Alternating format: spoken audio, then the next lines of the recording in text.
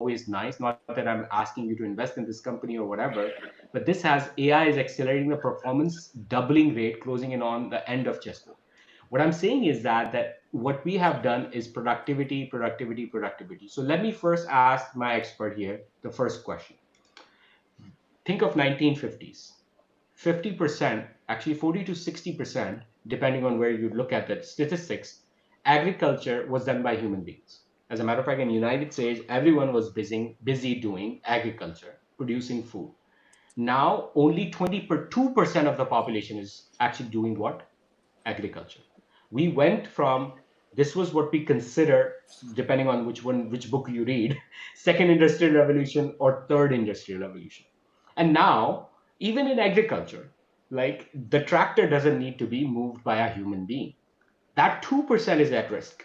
So I want to ask Harvey that in the advent of the state of AI that we are in, take us back from the industrial revolutions that we have gone through, from electricity to motor cars to agriculture, and the shift of human potential that is changed, including, so number one, human working that are in that particular vision. The second biggest thing is the productivity increase.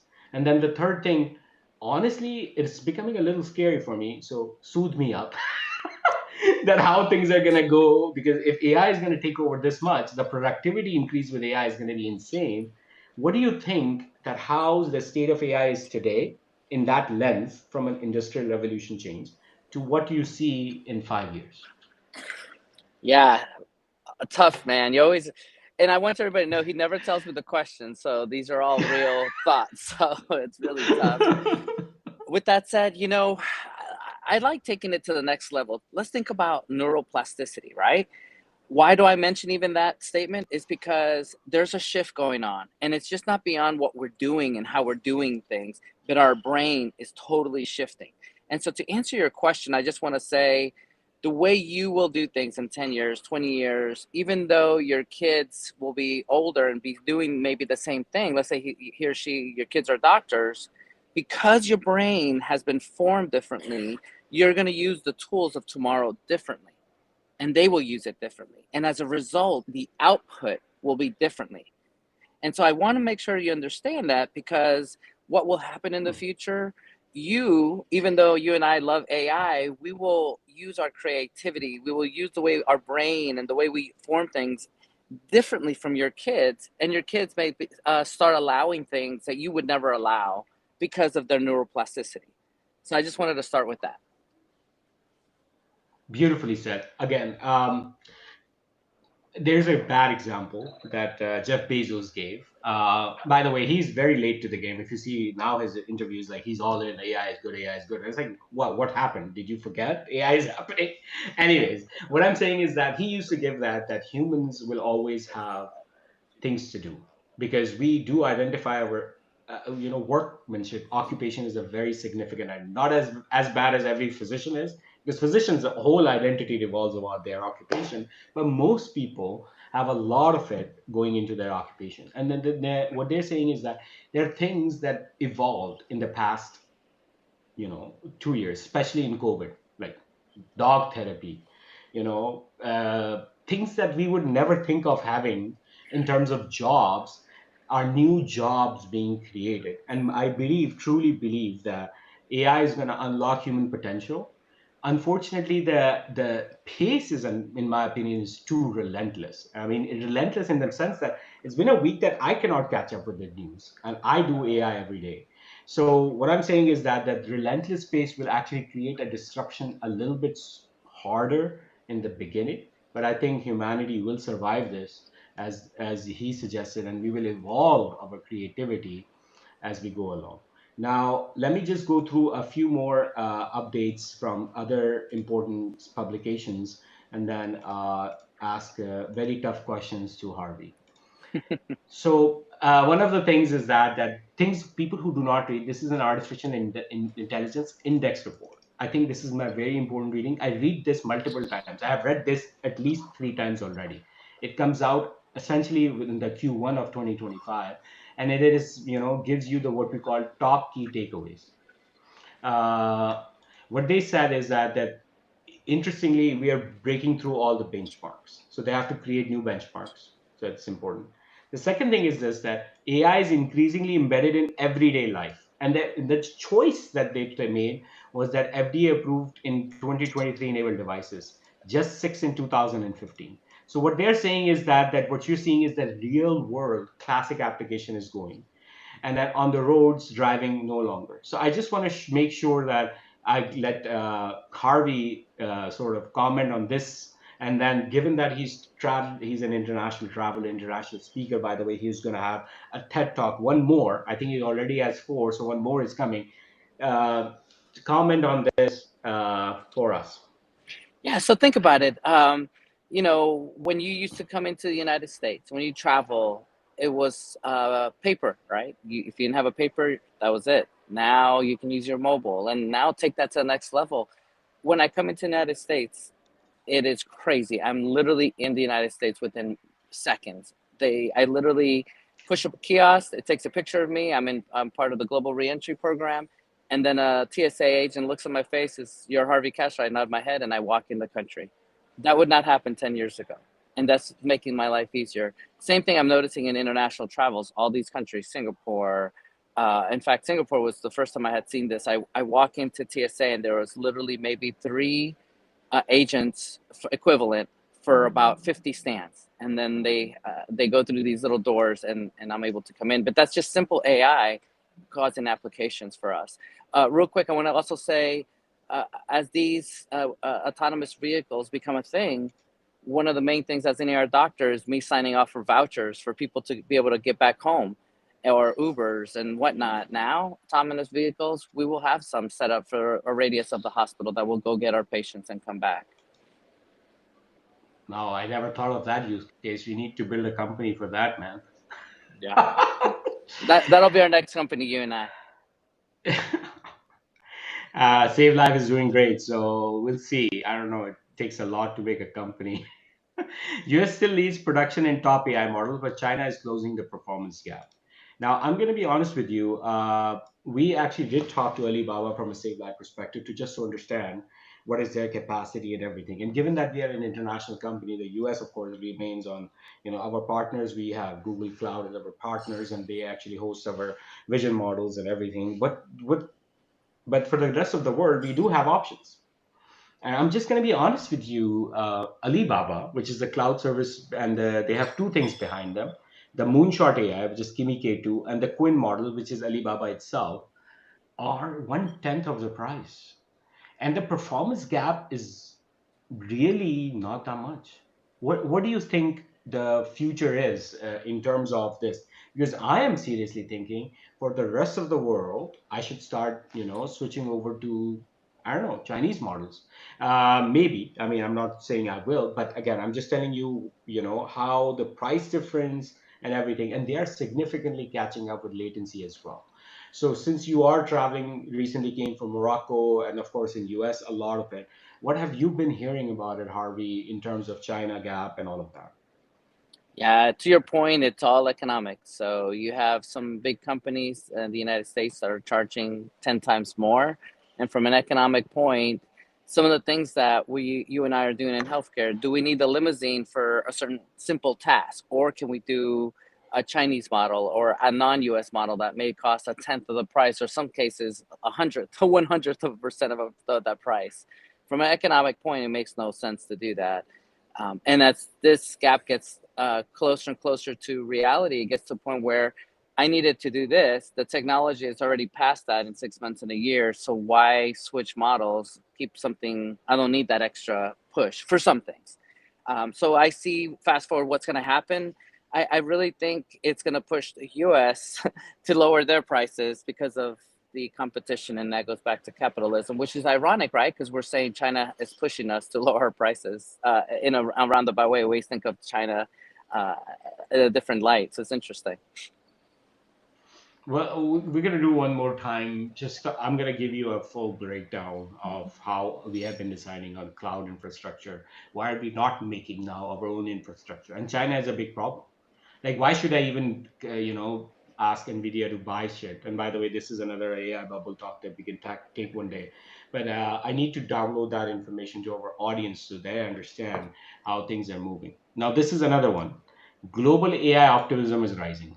So this is exactly as you told last time. And people are investing in my company, in in our joint ventures and everything, which are AI based, is a significant, amazing optimism that we have seen. But more importantly, but deep regional divide remains, and this is it. In countries like China, Indonesia, Thailand, strong majority see AI products as more beneficial than harmful. In contrast, optimism remains lower in like Canada, United States, Netherlands.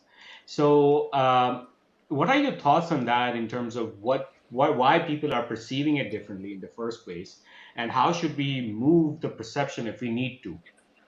Yeah, good question. I say this a lot. I really think it's about the culture. It's about the settings. In healthcare, we're very traditional. We take our time. We're slow adapters. We're not sure.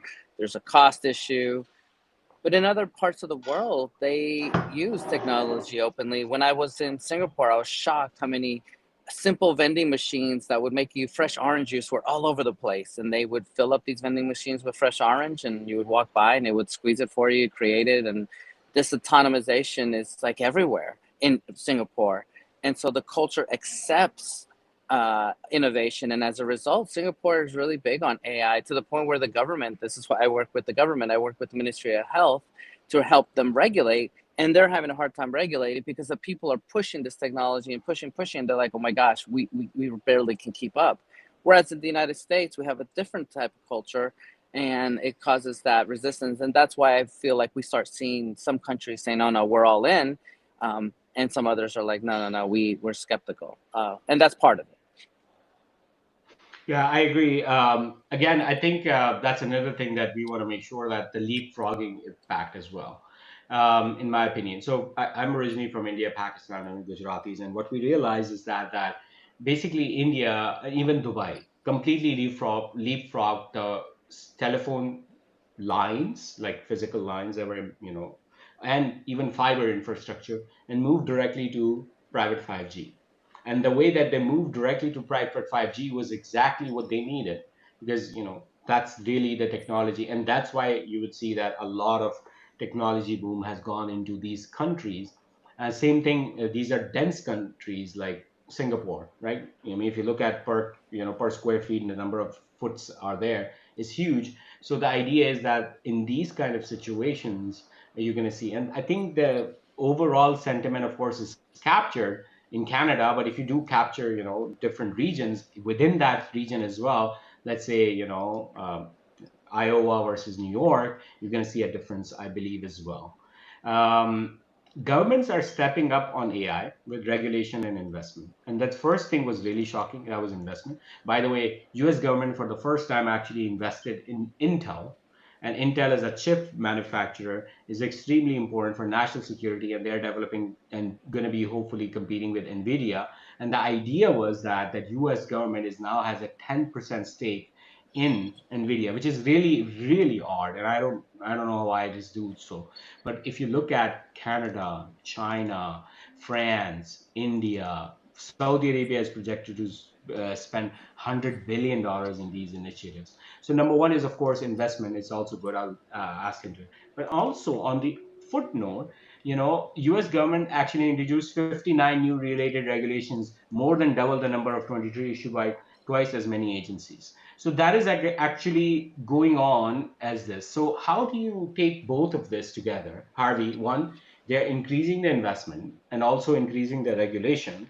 And what is it pointing to? Is it pointing to protectionism, or what is it? No, that's a good question. If you think about it, to go into the weeds, what kind of regulation is it? And I'm playing devil's advocate. Are they regulating to the point where it helps the big guys like OpenAI and the companies that are really out there and they're protecting their interests, or is it regulating to protect you and me, the small guys starting up simple AIs?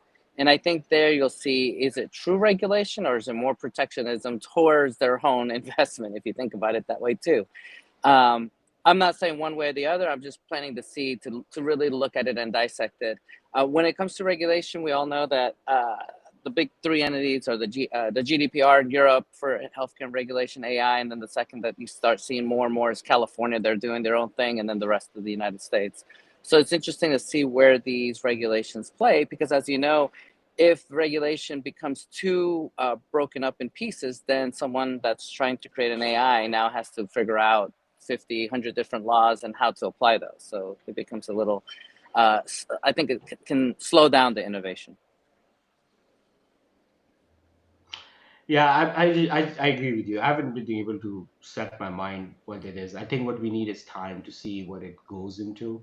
Of Yep. course, big companies will always have bigger stake and bigger, chunk, which is fine, but because they basically eat up startups like me, so it's win-win-win, which is the U.S. method. But what I'm saying is that you're right. How do we see the weeds, and how, more importantly, it's introducing a regulation. How is it actually in real life impacted in terms of like Uzi coming after someone or something. So we are seeing some change, but I think the impact is still missing to make a judgment call. I'm going to switch over again. This is very important read that you guys need to go over at some point in time. And then I'm going to quickly go how organizations are rewriting the capture value and the state of AI is concerned. And this is from McKinsey report. I would really appreciate that you guys, review this as well as you go along. I'm just going to capture just one moment over here. Risk and definite are two of the most centralized elements of deploying AI solutions where tech talent is often hybrid. Risk and data governance. And this is exactly becoming a really important thing. We actually talked about last time with our Dr. Hayek was here, uh, Harvey Castro's good friend, that AI governance is extremely important. But I just want to make sure that Harvey, your opinion, it seems like this is a industry-wide challenge, corporate governance. Yeah, it's we're in the wild west days right now. What do we do? How do we move forward? And how we play chess is so important to create those initial correct moves, because there's so much at stake. Obviously, in healthcare, if we do this wrong and we're hurting people and we're making the disparities worse, or can we use AI to help decrease those disparities and help humanity? So we must get this correctly. Everybody's talking about the governance. How can we create this? And there's several organizations out there that are guiding states and national and different governments on how to best create the best practices. I agree. This is the Wild Wild West. We are gonna see this, and by the way, this is not unusual. I mean, we saw that with the dot bomb cup bubble as well.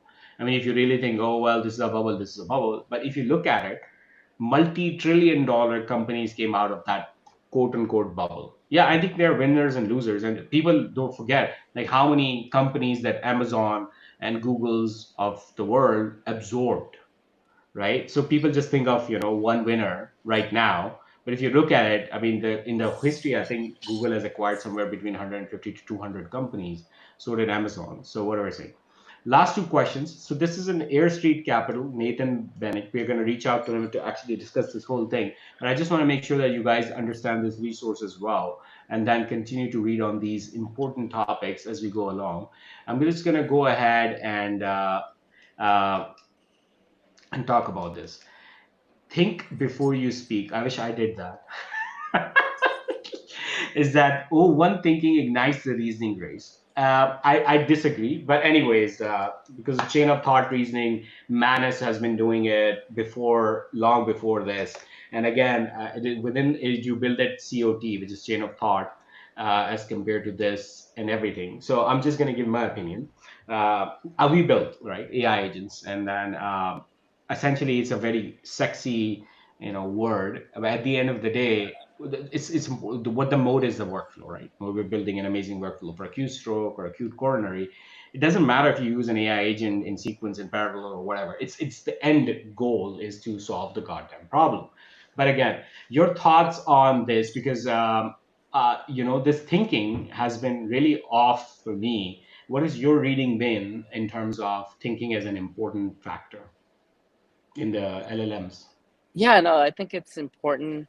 Uh, I think at the end of the day, we're again wild west. There's are all new different techniques. How can we get the best output? As these models and the chain of thought itself gets better and better, the output will get better. Now, you and I as doctors, and you're especially as a in your background, you look at thinking very pure like a scientist. You and I know too that these are just algorithms and they're just fancy math equations. So is that really thinking? You can make it a point that it's not really thinking the way you and I are thinking about thinking. But with that said, I look at this as just a different way of asking the question, and instead of for layman's people asking a question, having the chain of thought, having the prompt created in such a way that it extracts the best output is what ultimately you and I want. And call it chain of thought today, call it something else tomorrow. It doesn't matter in the sense because there's different techniques. Just as an aside, you'll like this. I did this hack and you'll love this hack. Google came out with a cool paper, God, I think it was in May, about prompting. I took that paper, and you can do this yourself, and I use it as a GPT in the background to help me optimize my prompting because it's taking all of their research in prompting and it's giving me a heck of a prompt. Well, today's episode was short and sweet, but we discussed what the state of AI is. And I'm going to end it at Harvey's note that we have to continue thinking about thinking in AI. See you next week, guys. Thank you so much. Thank you.